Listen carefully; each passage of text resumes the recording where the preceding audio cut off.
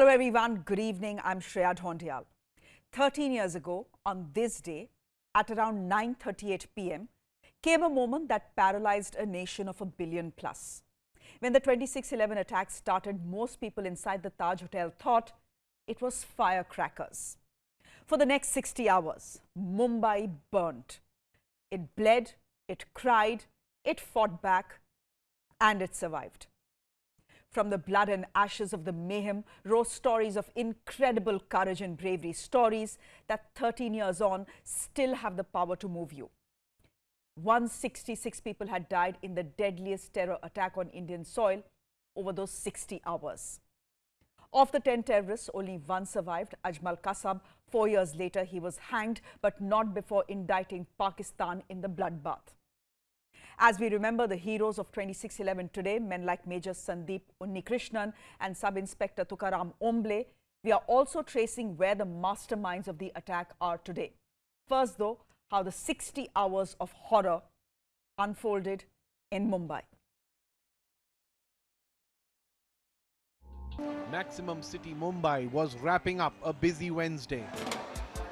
And South Mumbai's best-known watering hole and tourist hotspot, Leopold Cafe, was bustling with life, beer and chatter. At 9:40 p.m., two men got off a taxi. 9:40, they took two hand grenades. One out hit here and the other now blast. The grenade blasts were followed by indiscriminate but lethal machine gun fire. Chhatrapati Shivaji Terminus, Mumbai's busiest. Rush hour here doesn't end till 10 p.m. At around 9:50, Ajmal Kasab and Ismail Khan reached CST in a taxi. They got off, leaving an 8-kilo RDX-laden bomb under the driver's seat. Both entered a lavatory at CST Main, planting an IED there. Then, as they approached the main hall, they threw a grenade. Kasab and Ismail then opened fire at the mass of people in the main hall. Innocent men, women, children claimed by the hail of bullets like cannon fodder. The carnage continued as Shoaib and Umar moved towards the lane adjoining Leopold Cafe. With two locations clearly under attack, the scale of the terror strike was only just unfolding. By 10:45 p.m., the Mumbai police top brass was on the roads. Mumbai was facing an unprecedented attack. Hearing reports of shooting at Kama Hospital, they got into a qualis with 3 constables heading for the Kama Hospital back gate. Inside Kama Hospital, Additional Commissioner Sadanand Date, with a handful of men, was already battling Kasab and Ismail. After a 50-minute battle, Kasab and Ismail forced their way out of Kama Hospital, looking now for a getaway vehicle. On the Badruddin Tayyabji road, they spotted a government vehicle, shooting the driver.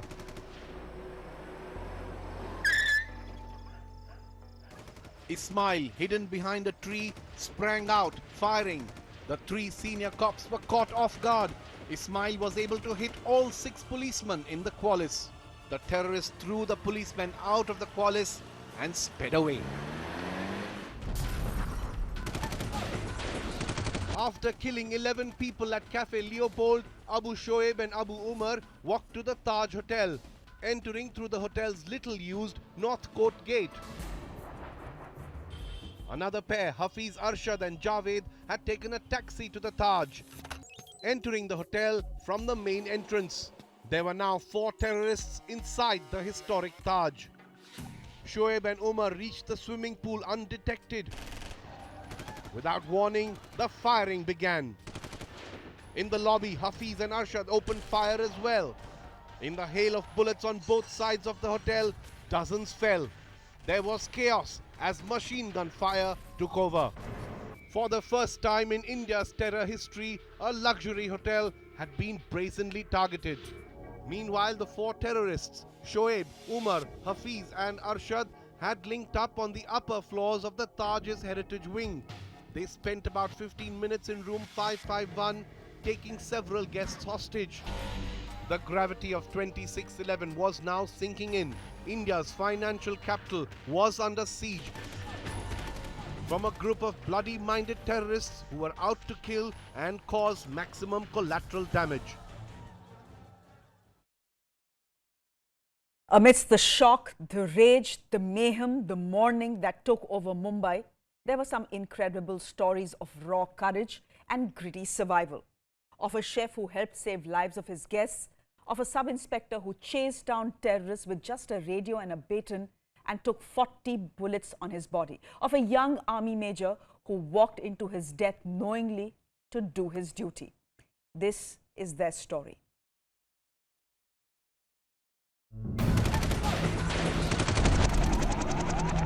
November 26, 2008 is a day no Mumbaiker will forget. 10 LET terrorists held the financial capital of the country hostage for 4 days. But this story isn't about them. It is about the heroes who stopped them. It was a rare instance that the then Additional Commissioner Sadanand Date was home early. But a phone call soon burst that bubble. Date rushed to the nearby Malabar Hill police station to pick up an AK-47.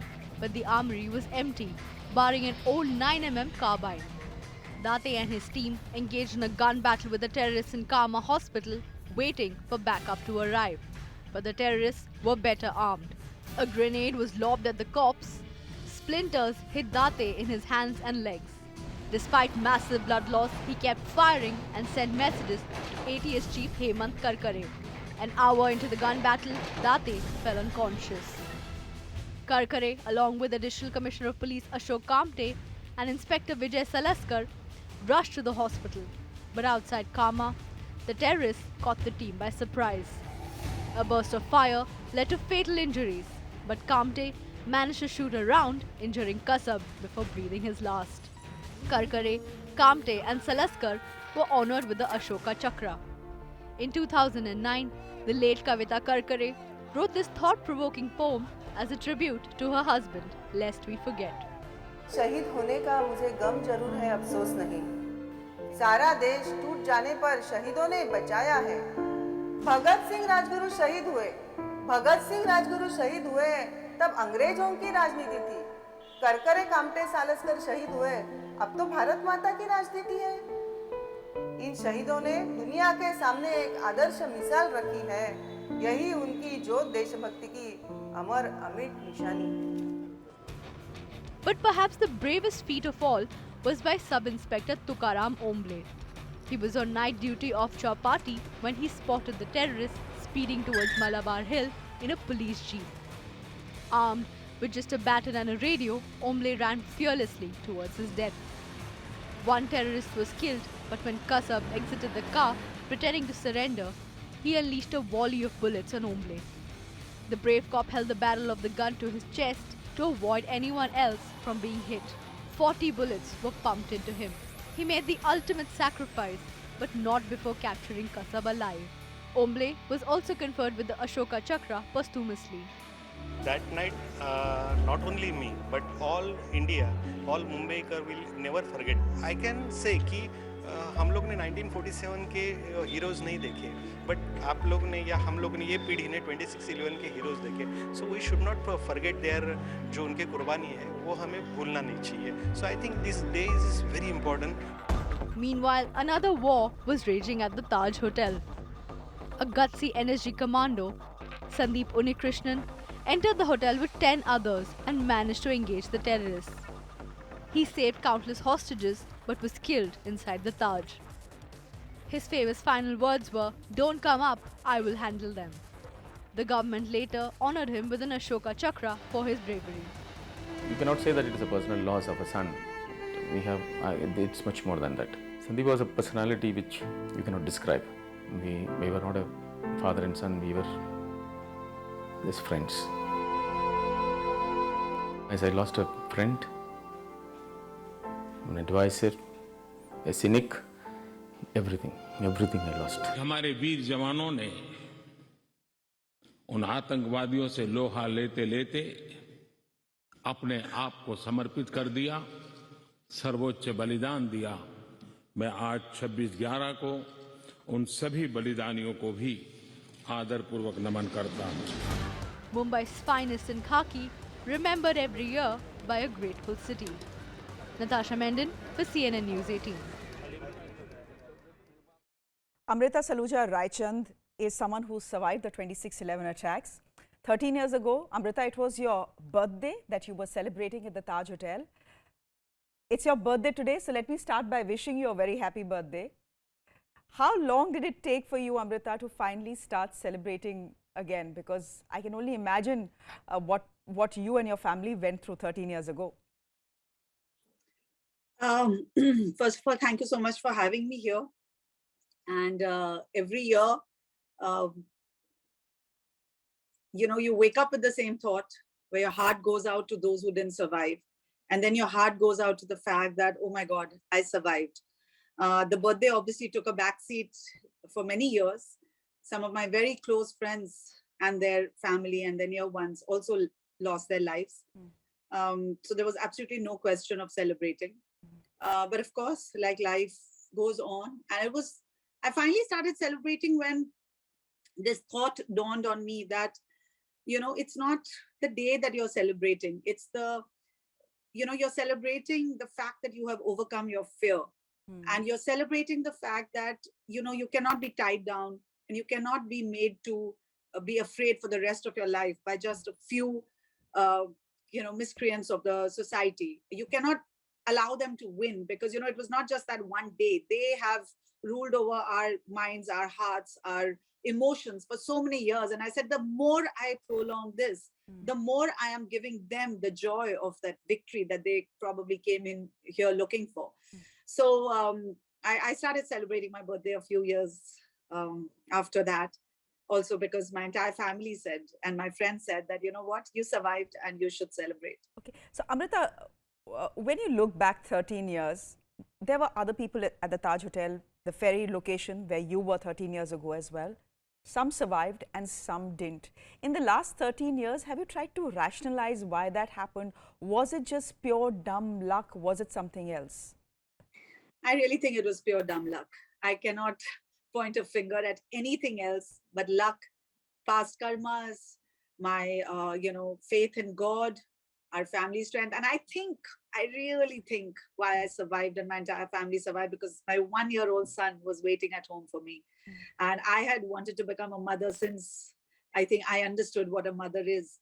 And finally, I had a baby and I really never left my baby. For 2 years, I didn't even go to the gym to work out, to get fit after you have your baby. I didn't even do that because I was so obsessed with my child. And that was that one night, the insistence of my family. And they said, you know what, it's been a year, it's your birthday, let's just go out for a little while. And I left my baby and all I kept thinking about was that this is not fair to him.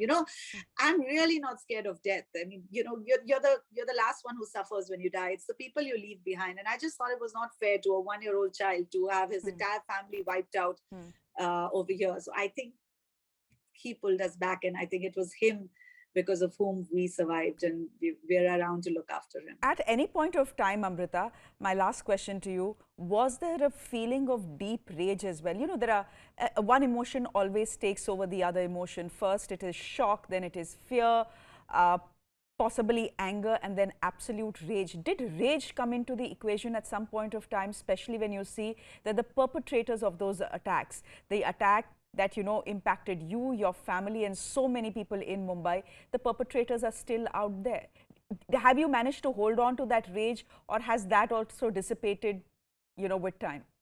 No, at some level, the rage, I don't know if rage, I think is a very, very strong term. And I always feel in life, the stronger, the harsher your emotions, the more they affect you. And, the people outside don't get affected as much as it affects you.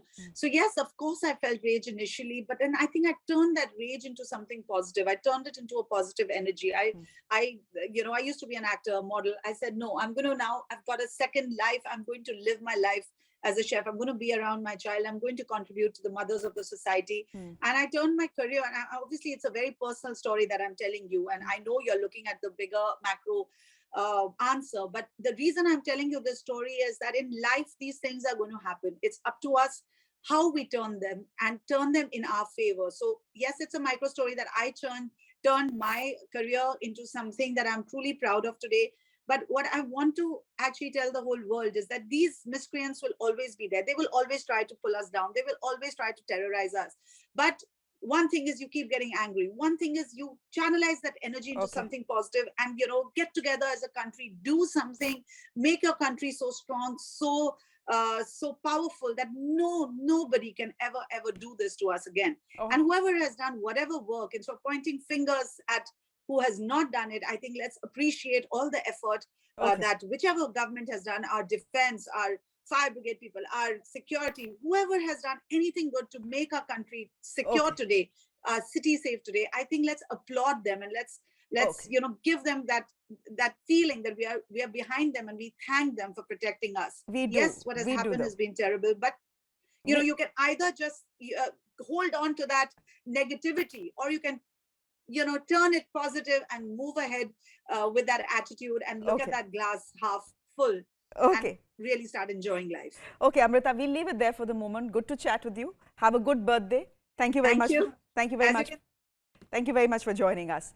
Now, 13 years on, just how secure is India's 7,000 plus kilometer coastline? After all, it was via sea that the 10 terrorists, fully armed for mayhem, had snuck inside Mumbai. The Coast Guard says 50 ships and 12 aircraft are deployed daily for surveillance. 300 joint exercises have been conducted with various stakeholders to ensure there isn't another 26/11 repeat. And in 13 years, outside of Jammu and Kashmir, we haven't seen any major terror strike happen on Indian soil. Up next, what has happened to the men who planned the 26/11 attacks? That's up next. Do stay with us. 26/11 taught India some tough lessons. Our coastal security had chinks. There were no clear SOPs, that is standard operating procedures, to respond to a terror strike. The highly trained NSG, that's the National Security Guard, was stuck in a traffic jam between Manesar and Gurgaon as they tried to get onto a flight to Mumbai. In 13 years, India has upped its game in its war against terror, and Pakistan has played the same old game of denials and deceit. Ajmal Kasab and David Headley have given Indian agencies enough and more proof of Pakistan's involvement that this was state-sponsored terror by Pakistan. Little wonder that the masterminds behind 26/11 even today roam like VIPs in Pakistan.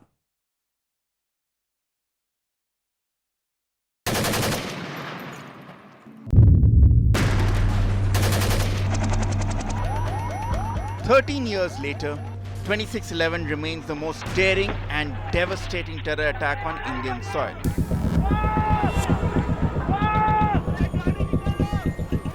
A billion plus people have been clamoring for justice ever since. But how close are we really to achieving it? While 9 out of 10 attackers were neutralized, Ajmal Amir Kasab was the sole surviving terrorist captured alive. He was hanged to death years later, but not before providing substantial information on his Pakistani handlers. The man who wrecked all the sites targeted was him, David Coleman Headley, an American terrorist of Pakistani origin.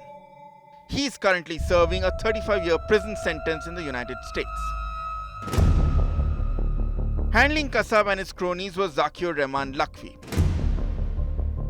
the LET commander who planned and executed the attack. In January 2021, he was sentenced to 15 years in jail in a terror financing case. He is yet to be prosecuted for his role in 26/11. But the man pulling all the strings was Hafiz Saeed, founder of the Lashkar-e-Taiba. Wanted by India as well as the US and the UN for years, he carries a bounty of $10 billion on his head. In December 2008, 1 month after the Mumbai attacks, Saeed was put under house arrest by the Pakistani authorities, but released later. A cycle that kept repeating for the next many years. In August 2009, Interpol issued a red corner notice against Hafiz over Indian requests for his extradition. In response, 2 months later, the Lahore High Court quashed all cases against him and set him free. After a decade of sustained international pressure, Hafiz Saeed was arrested on charges of terror financing and sent to prison. In September 2019, during the United Nations General Assembly, the US asked Pakistan to prosecute Saeed. He was indicted in December that year and convicted for 5 years financing terrorism in February 2020. Later that year, that sentence was extended to 10 years and another sentence of 15 years was added in terror financing cases. Saeed has to undergo a collective imprisonment of almost 36 years in 5 terror financing cases at the Koth Lakhpat jail in Lahore. But he is not in Indian jail to answer for his crimes in India. In Pakistan, he remains little less than a VIP guest.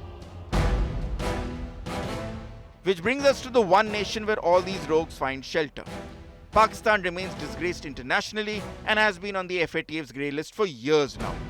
Yet, its geostrategic location in Asia and its unholy alliance with China ensures that Pakistan continues to share the stage with the rest of the world instead of being outcast as a terror state. On the 13th anniversary of 26/11, India again summoned the Pakistani envoy for failing to act against the perpetrators. But a leopard is unlikely to ever change its spots. And so, the families of 166 victims from 15 countries still await closure. With Nivedita Singh, Ritangshu Bhattacharya for CNN News 18.